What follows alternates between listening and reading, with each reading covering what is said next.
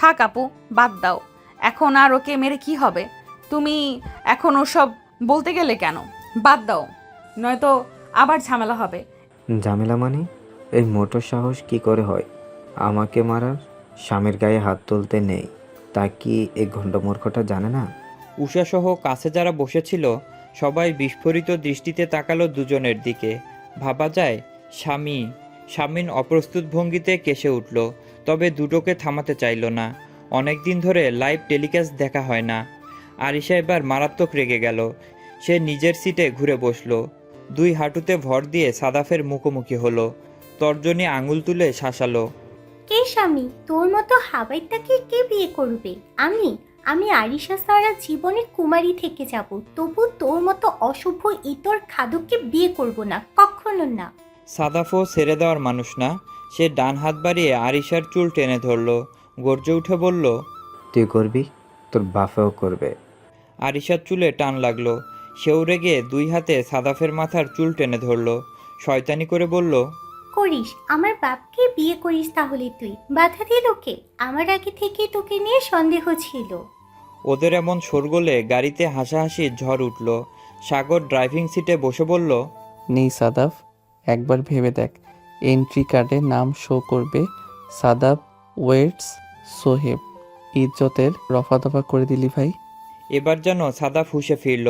সে তো মেয়ের বিয়েতে বাপের রাজি হওয়ার বিষয়টা হাইলাইট করতে চেয়েছে, আর এই দামড়া দামড়া ছেলেপুলোগুলো কি ভেবে বসেছে। ওদের উপরে রাগ থেকে সে আরও শক্ত করে টেনে ধরল আরিশার চুল। আরিশা এবার ব্যথায় কুকিয়ে উঠল। রাফিদ শামিন এবার ব্যস্ত হলো দুজনকে ছাড়াতে। উষা হেসে উঠে বলল, এই বুঝি তোমাদের ভালোবাসার নমুনা? তোমার সংসার করবে কিভাবে? হাও। চুপ থাক তুই, আমাদের সংসার নিয়ে ভাবতে হবে না তোকে। তোর গাত্তারা বোনকে ঠিক করতে আমার 2 দিনও লাগবে না। ভাইয়া, গাড়ি থামাও, আমি নেমে যাব। কি কুক্ষণে যে এই গাড়িতে এসেছিলাম, ভুলে গিয়েছিলাম এই গাড়িতে একটা ইম্পোর্টেড ডিওজি সাহেব আছে। কি বললি তুই? তুই যা শুনলি তাই বলেছি। এবার গাড়ির ভিতরের পরিবেশ গরম হতে শুরু করলো। শামিন দুটোকে সামলাতে পারছে না। অধৈর্য হয়ে সাগর সামন থেকে ধমকে উঠল। সাগরকে মোটামুটি ভয় পায় ওরা। সাগরের রামধমকে না চাইতেও এবার চুপসে গেল দুজনে। কিন্তু চোখ দিয়ে একজন আরেকজনকে ভস্ম করে দিতে ভুলেনি, শাসাতে ভুলেনি।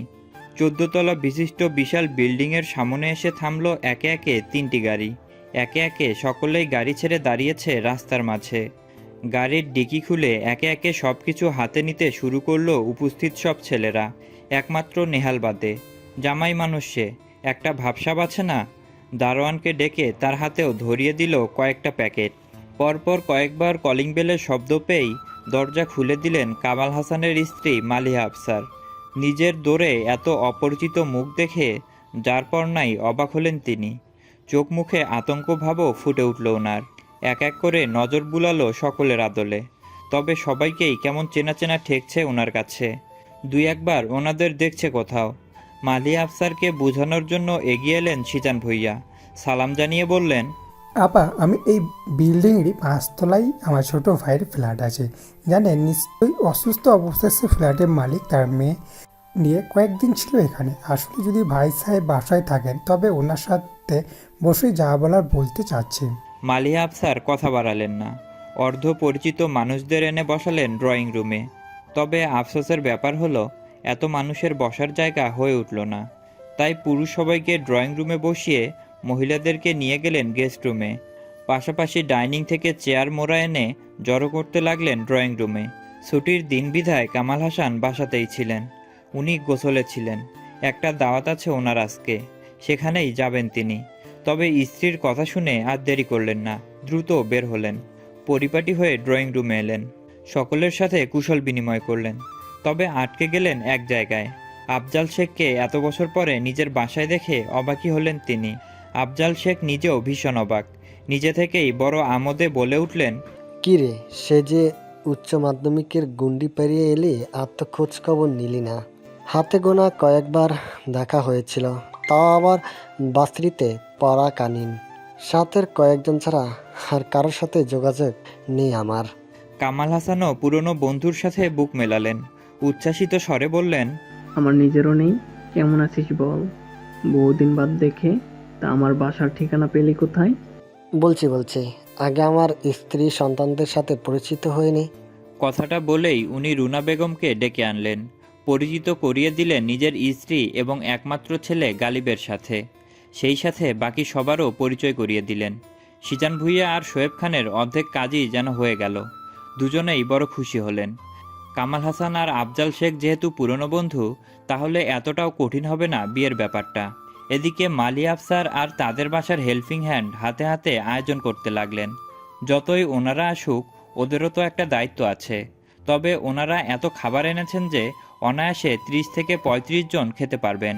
পরিচিতি পর্ব শেষে কামাল হাসান আফজাল শেখের কাছে জানতে চাইলেন কি মনে করে ওনারা বাসায় সপরিবারে আগমন ঘটালেন। প্রশ্নের বিপরীতে এবার শোয়েব খান কিছুটা নড়েচড়ে বসেন। নমনীয় স্বরে জানান, দেখুন ভাই, আমার শালা যখন এই বাসায় ছিল তখন আমার স্ত্রী আর ছেলে মেয়েরা এই বাসাতেই ছিল। সেই সুবাদে আপনার মেয়ে যারা আমার স্ত্রীর নজরে পড়েছে। ছেলেকে আপনার মেয়ের কথা জানালে ছেলেও এতে কোনো দ্বিধাবোধ করেনি। যেহেতু তার কোনো ব্যক্তিগত পছন্দ বা সম্পর্ক নেই, তাই বাবা মায়ের পছন্দই তার পছন্দ। আবার সেও যারাকে দেখেছে তার নিজেরও পছন্দ। আর তাই চাইছিলাম আপনাদের দিক থেকেও যদি কোনো দ্বিধামত না থাকে তবে হালাল কাজটা সেরে ফেলতে। ড্রয়িং রুম জুড়ে পিনপতন নীরবতা। কামাল হাসান কিছুক্ষণ একদৃষ্টিতে চেয়ে রইলেন ভদ্রলোকের দিকে। উনার মেয়ের জন্যে অনেক বিয়ের ঘর আজ পর্যন্ত এসেছে, তবে এত বড় ঘর থেকে আসেনি। উনাদের ব্যবসার কথা শুনেই বুঝতে পেরেছেন সমাজে ওনাদের স্ট্যাটাস কেমন। তার উপরে ছেলে বিদেশ থেকে লেখাপড়া শেষ করে এসেছে। আজকাল তো সব ছেলেপেলেরাই বলে ওদের কোনো সম্পর্ক নেই, পছন্দ নেই, কিন্তু ঠিকই ভেতরে ভেতরে অনেক কিছুই করে বেড়ায়। বড্ড দুটানায় পড়লেন তিনি। নেহাল ছেলেটাকেও অপছন্দ করার মতো কিছুই পেলেন না। নিঃসন্দেহে সুদর্শন পুরুষ বলা যায়। চেহারা স্রোত মাশাল্লাহ, শিক্ষাগত যোগ্যতাও মাশাল্লাহ। এমন ছেলে পাওয়া সত্যি ভাগ্যের ব্যাপার। এদিকে ওনার মেয়েটাও বাইরে গিয়েছে, এই ফিরল বলে। মেয়ের সাথে কথা বলবেন কি না সেটাও মাথায় আনেননি তিনি ভাবছেন এত বড় পরিবারের কথা। যদিও এই মানুষগুলো সম্পর্কে তিনি জানেন অনেক কিছুই। উপস্থিত সকলেই একজন বাবার অস্থিরতা টের পেলেন। কামাল হাসানকে আশ্বস্ত করতে আফজাল শেখ আপ্লুত স্বরে জানালেন, দেখ ভাই, নিহাল আমার নিজের সন্তানের মতো নয়, সন্তানই। নিহাল, সাগর দুজন আমার সন্তানের মতো, গালিবের মতোই আপন। তোর মেয়ে মানে আমারও মেয়ে, আর আমি তার খারাপ চাইবো না। আমাদের ছেলেকে তুই চোখ বন্ধ করে বিশ্বাস করতে পারিস। তোকে তো আমরা তাড়া দিচ্ছি না। তুই সময় নে, স্ত্রী সন্তানদের সাথে পরামর্শ কর, এলাকায় গিয়ে আমাদের ছেলের সম্পর্কে খোঁজ খবর নেই, তারপর একটা সিদ্ধান্তে যাওয়া যাবে না হয়। আমরা মেয়ে দেখারও প্রয়োজন বোধ করছি না। ছেলের পছন্দই আমাদের পছন্দ। কামাল হাসান খুবই চিন্তায় পড়ে গেলেন। বন্ধুর মুখের উপরে কিছু বলতেও পারছেন না। তবে ভুইয়া পরিবার সম্পর্কে ওনার যথেষ্ট ধারণা আছে। ওই পরিবারের মানুষগুলো খুবই অমায়িক, ছেলে মেয়েদেরও কোনো ব্যাড রেকর্ড নেই। কিন্তু তবুও মন সায় দিল না। সাগর ভদ্রলোকের দিকে গভীর শ্রদ্ধার দৃষ্টিতে তাকালো। কণ্ঠটা শান্ত অথচ দৃঢ়তায় ভরা। ভীষণ নমনীয় আর ওজনভার স্বরে বললেন, আঙ্কেল, আপনার অস্থিরতা আমি খুব ভালোভাবেই বুঝতে পারছি। কন্যা সন্তান মানে তো বাবার প্রাণের টুকরো। তাকে ভুল হাতে তুলে দেওয়া মানে শুধু নিজের মেয়েকেই হারানোই না, একটা বাবার জীবনের সবচেয়ে বড় আশঙ্কাই এটা। তাই আপনার ভেতরের সংশয় একেবারেই স্বাভাবিক। কিন্তু আঙ্কেল, আমি একটা কথা আপনাকে নিশ্চিতভাবে বলতে পারি, নেহাল ভীষণ বাস্তববাদী ছেলে। তার চোখে মুখে কখনো মিথ্যার বা প্রতারণার ছায়া দেখবেন না আপনি। সে বড় হয়েছে দায়িত্ব আর নীতিপথের মধ্যে দিয়ে, যারাকে সে নিজের স্ত্রী হিসেবে চাইছে, হালালভাবে নিজের জীবনসঙ্গী হিসেবে। আজকাল কত ছেলে আছে বাইরে এক রূপ আর ভেতরে আরেক রূপ, কিন্তু নেহালের ভেতর বাইরের ফারাক নেই। যদি ওর ভেতরে কোনো ঘাপলা থাকতো তবে কি সে আপনার কাছে এসে বিয়ের জন্যে প্রস্তাব রাখত? সে তো চাইলে গোপনেই যারাকে কাছে টানতে পারত। অথচ সে এসেছে আপনাদের সামনে খোলাখুলি, সৎভাবে। এটাই তার চরিত্রের পরিচয়। আজ পর্যন্ত সে যে সম্মান নিজের মাকে দিয়েছে, নিজের বোনকে দিয়েছে, এমনকি নিজের ভাবিকেও দিয়েছে, সে একই সম্মান আরও বিশেষ মর্যাদায় একদিন আপনার মেয়েকেও দেবে ইনশাল্লাহ। এতে আমার বিন্দুমাত্র সন্দেহ নেই। আর যেহেতু সে হবে তার স্ত্রী, তাই সে সম্মান শুধু দায়িত্বে নয়, ভালোবাসায়, স্নেহে আর মর্যাদায় রূপ নেবে।